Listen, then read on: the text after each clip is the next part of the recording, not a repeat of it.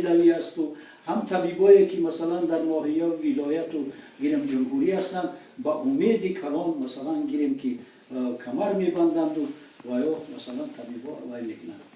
Mana mina guftani hastam ki pesh az hama tabib sukhani khub mana tabibi muhtarami ma سخنرانی کردن که سخن دانسته گوی تا دوست را دشمن نگردانی از سخن بیمریوت آشنا بیگانه میگردد.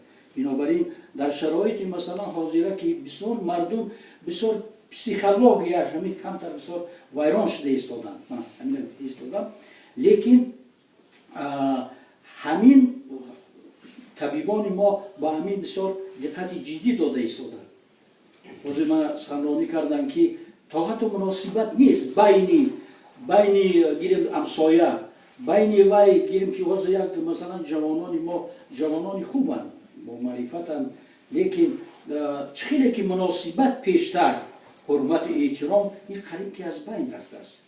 این سطح زندگی باشد یا اینکه وای من همین گفته ایستادم که در آن سطح زندگی خیلی بلند شده ایستاده. جناب عالی پرزیدنت وطن ما همیشه در راه عافیت مردم در راه زندگی مردم همیشه خدمتی باسزا دارد.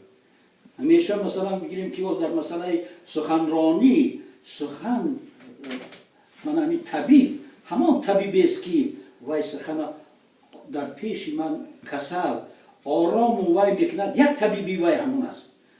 با امید می آید در همین در طبابتخانه یک طبیبیش همین است که من طبیب دارم من آمدم در همین جا که من سلامت میکند این یک راهی طبابت است. بنابراین طبیبان ما بسیار خوش معامله‌اند. من وقتی که من عضو وارد همینجا شدم بسیار من طبیبان ما سر کرده سیسترا و من دکتر محترم ما اونجا خیلی صحبت کوتاه بود. من درک کردم که من ببینید این عقل و ذکاوت است این دانش است این فکر است این یک طبیبی است که مثلا همین سخنرانی کرده. من جناب عالی در وقتی که سخنرانی میکند در پیش مردم عادی هیچگاه سخن شخص نمیگوید. حالی هم من مشاهده کرده ایستادم که پیشتر یک دوره ها من 20-30 سال پیش از این مناسبت ها تماما دیگر یک گیریم که پسیخولوژی را ویران میکردن و حاضر با راه آسایشتگی و همین سخنرانی میکنن. بچه آمدستیم سلامت باشید.